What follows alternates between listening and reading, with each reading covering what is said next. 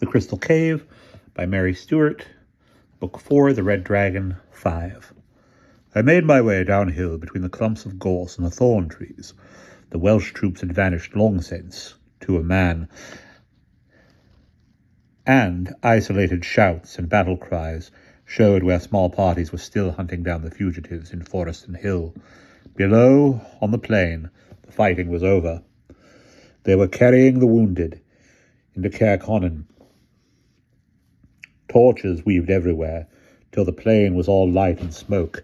Men shouted to one another, and the cries and groans of the wounded came up clearly, with the occasional scream of a horse, the sharp commands from the officers, and the tramp of the stretcher-bearers' feet. Here and there, in the dark corners away from the torchlight, men scurried singly or in pairs among the heaped bodies. One saw them stoop, straighten, and scurry off. Sometimes, where they paused, there was a cry, a sudden moan. Sometimes the brief flash of metal or the quick downstroke of a shortened blow. Looters rummaging among the dead and dying, keeping a few steps ahead of the official salvage parties.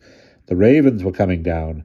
I saw the tilt and slide of their black wings hovering above the torches, and a pair perched waiting on a rock not far from me. With nightfall the rats would be there, too, running up from the damp roots of the castle walls to attack the dead bodies. The work of salvaging the living was being done as fast and efficiently as everything else the Count's army undertook. Once they were all within, the gates would be shut. I would seek him out. I decided after the first tasks were done, he would already have been told that I was safely here, and he would guess I had gone to work with the doctors. There would be time later to eat, and then it would be time enough to talk to him. On the field, as I made my way across, the stretcher parties still strove to separate friend from foe. The Saxon dead had been flung into a heap in the center of the field. I guessed they would be burned according to custom.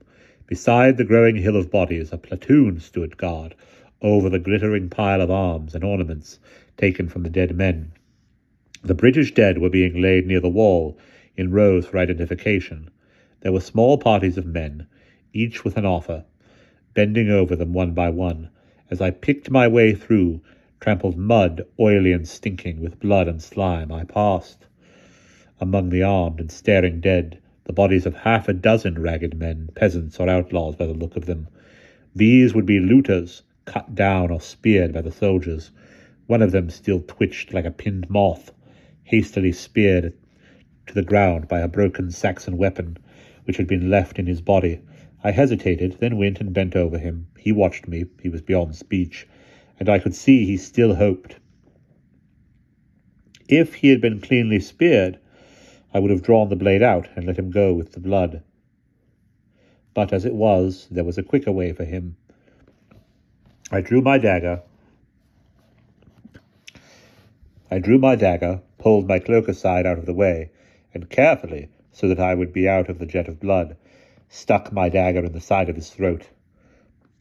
I wiped it on the dead man's rags, and straightened to find a cold pair of eyes watching me above a levelled short sword 3 paces away. Mercifully, it was a man I knew. I saw him recognize me. Then he laughed and lowered his sword. "You're lucky! I nearly gave it to you in the back." I didn't think of that. I slid the dagger back into its sheath. It would have been a pity to die for stealing from that. What did you think he had worth taking? "You'd be surprised what you catch them taking. Anything from a corn plaster to a broken sandal strap." He jerked his head toward the high walls of the fortress. "He's been asking where you are." "I'm on my way." "They say you foretold this, Merlin, and dowered too." "I said the red dragon would overcome the white," I said. "But I think this is not the end yet. What happened to Hengist?" "Yonder." He nodded again toward the citadel. "He made for the fort when the Saxon line broke and was captured just by the gate." "I saw that. He's inside then, still alive?" "Yes." "And Octa, his son?" "Got away. He and the cousin. Eo says that got up north." "So it isn't the end. Has he sent after them?" "Not yet. He says there's time enough." He eyed me. "Is there?" "How would I know?" I was unhelpful. How long does he plan to stay here? A few days? 3, he says. Time to bury the dead. What will he do with Hengist? What do you think? He made a little chopping movement downward with the edge of his hand. And long overdue, if you ask me. They're talking about it in there, but you could hardly call it a trial. The Count said nothing as yet, but Uther's roaring to have him killed, and the priests want a bit of cold blood to round the day off with. Well, I'll have to get back to work, see if I can catch more civilians looting, he added as he turned away. We saw you up there on the hill during the fighting. People were saying it was an omen. He went. A raven flapped down from behind me with a croak and settled on the breast of the man I had killed. I called to a torch-bearer to light me the rest of the way, and made for the main gate of the fortress. While I was still some way short of the bridge, a blaze of tossing torches came out, and in the middle of them, bound and held, the big blond giant I knew must be Hengist himself. Ambrosius's troops formed a hollow square, and into this space his captors dragged the Saxon leader, and there must have forced him to his knees, for the flaxen head vanished behind the close ranks of the British. I saw Ambrosius himself coming out over the bridge, followed closely on his left by Uther, and on his other side by a man I did not know in a robe of a Christian bishop, still splashed with mud and blood. Others crowded behind them. The bishop was talking earnestly in Ambrosius's ear. Ambrosius's face was a mask, the cold, expressionless mask I knew so well. I heard him say what sounded like, "You will see. They will be satisfied." And then, shortly, something else caused the bishop at last to fall silent. Ambrosius took his place. I saw him nod to an officer. There was a word of command, followed by the whistle and thud of a blow. A sound, it could hardly be called a growl, of satisfaction from the watching men. The bishop's voice hoarse with triumph. So perish all pagan enemies of the one true God. Let his body be thrown now to the wolves and kites. And then Ambrosius's voice, cold and quiet. He will go with his own gods, with his army round him in the manner of his people. Then to the officer, send me word when all is ready, and I will come. The bishop started to shout again, but Ambrosius turned away unheeding, and with Uther and the other captains, strode back across the bridge and into the fortress. I followed. Spears flashed down to bar my way then. The place was garrisoned by Ambrosius's Bretons. I was recognized and the spears withdrawn. Inside the fortress was a wide square courtyard, now full of a bustling, trampling confusion of men and horses. At the far side, a shallow flight of steps led to the door of the main hall and tower. Ambrosius's party was mounting the steps, but I turned aside.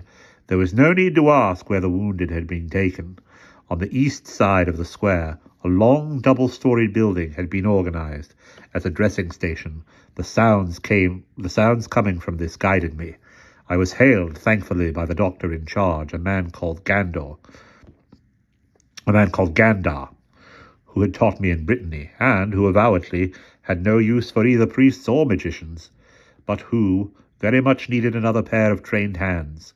He assigned me a couple of orderlies, found me some instruments and a box of salves and medicines, and thrust me, literally, into a long room that was a little better than a roofed shed, but which now held some 50 wounded men. I stripped to the waist and started work.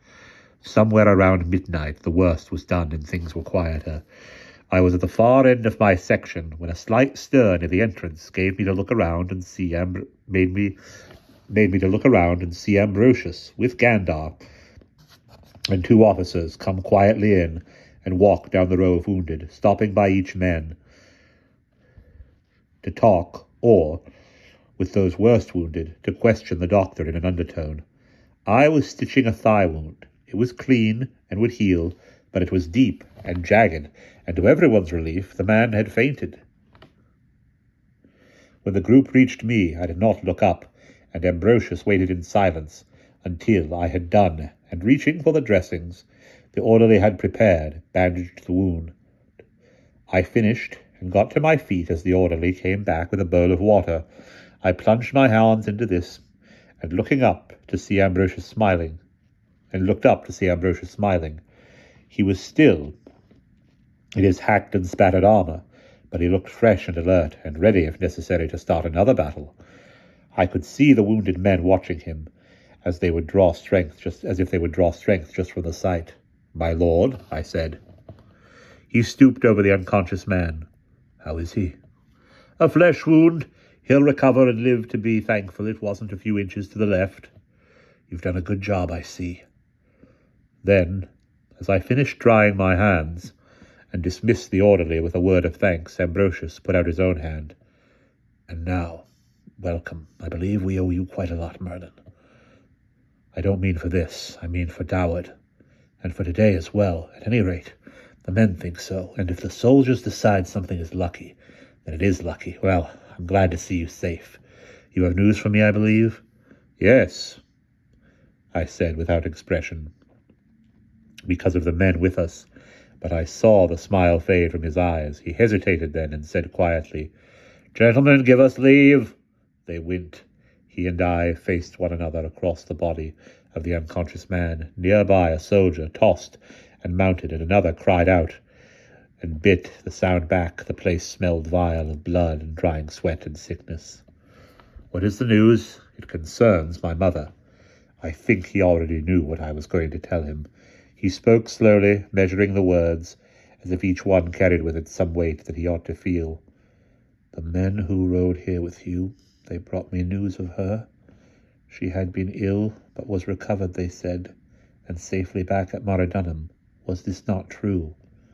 "It was true when I left Moradunham. If I had known the illness was mortal, I would not have left her." "Was mortal?" "Yes, my lord." He was silent, looking down, but without seeing him, at the wounded man. The latter was beginning to stir. Soon he would be back with the pain and the stench and the fear of mortality.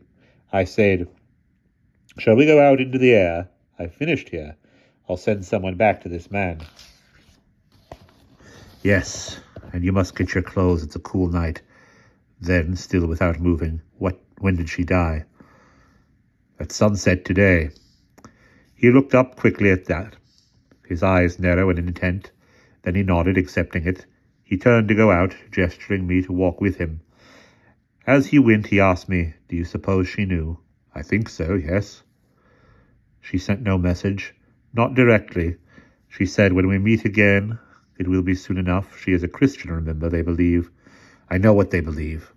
Some commotion outside made itself heard, a voice barking a couple of commands, feet tramping. Ambrosius paused, listening. Someone was coming our way quickly. "We'll talk later, Merlin. You have a lot to tell me, but first we must send Hengist's spirit to join his fathers. Come." They had heaped the Saxon dead high on a great stack of wood, and poured oil and pitch over them.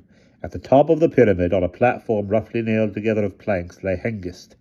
How Ambrosius had stopped them robbing him I shall never know, but he had not been robbed. His shield lay on his breast, and a sword by his right hand.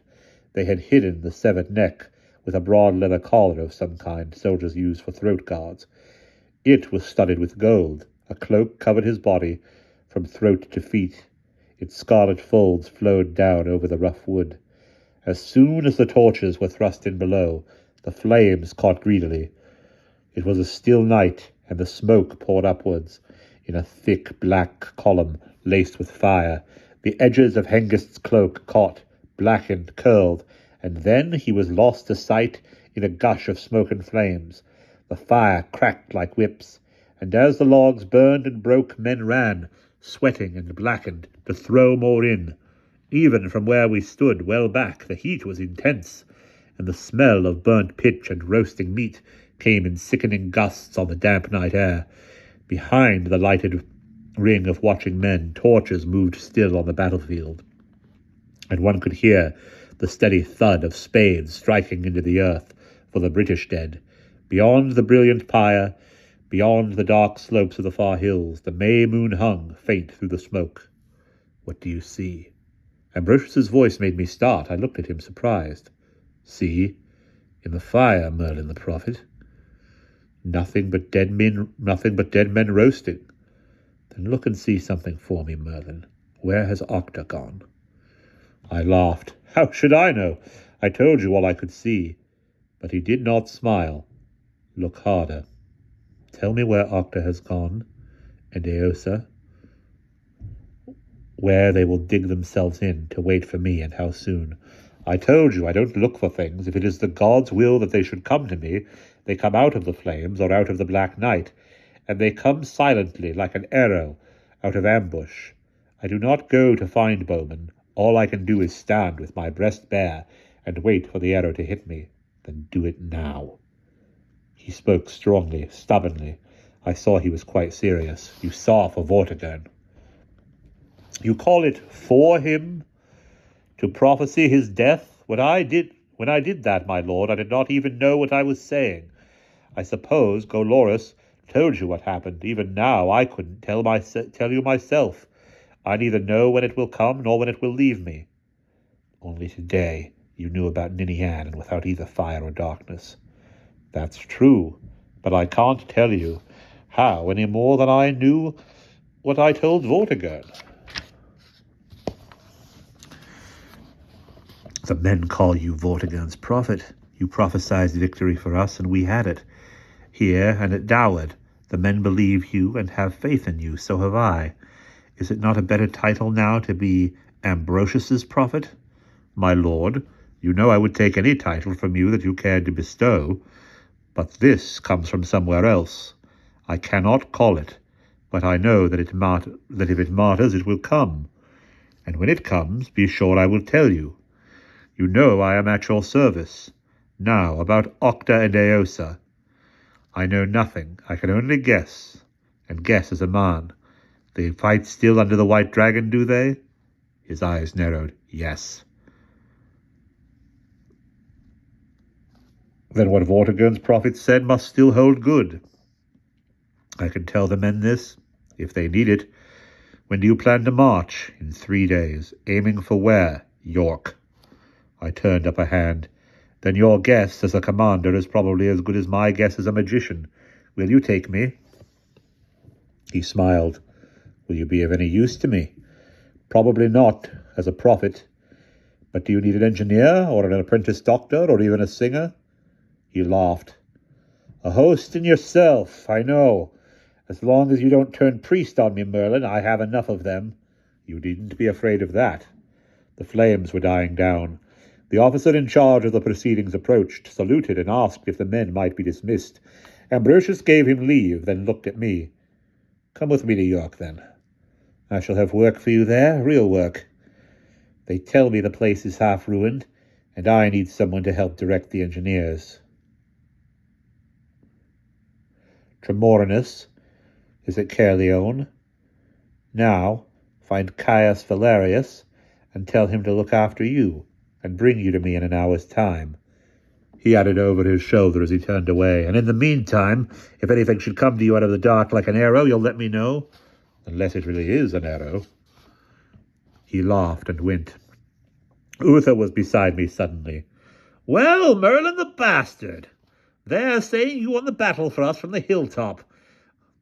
I noticed with surprise that there was no malice in his tone. His manner was relaxed. Easy, almost gay, like that of a prisoner let loose.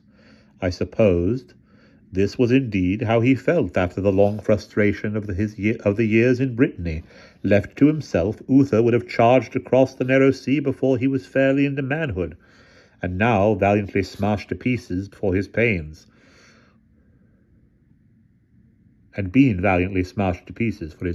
Now, like a hawk being flown for the first time in a quarry, he was feeling his power. I could feel it too. It clothed him like folded wings. I said something in greeting, but he interrupted me.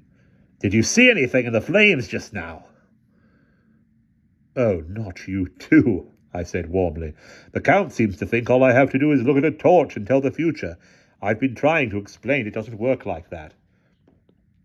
You disappoint me. I was going to ask you to tell me my fortune. Oh, Eros, that's easy enough. In about an hour's time, as soon as you've settled your men, you'll be bedded down with a girl. It's not as much of a certainty as all that. How the devil did you know I'd managed to find one? They're not very thick on the ground just here. There's only about 1 man in 50 managed to get one. I was lucky. That's what I mean, I said. Given 50 men and only 1 woman amongst them, then Uther has the woman. That's what I call one of the certainties of life. Where will I find Callus Valerius? I'll send someone to show you. I'd come myself, only I'm keeping out of the way. Why? When we tossed for the girl, he lost, said Uther cheerfully. He'll have plenty of time to look after you. In fact, all night. Come along. And that is the end of chapter 5.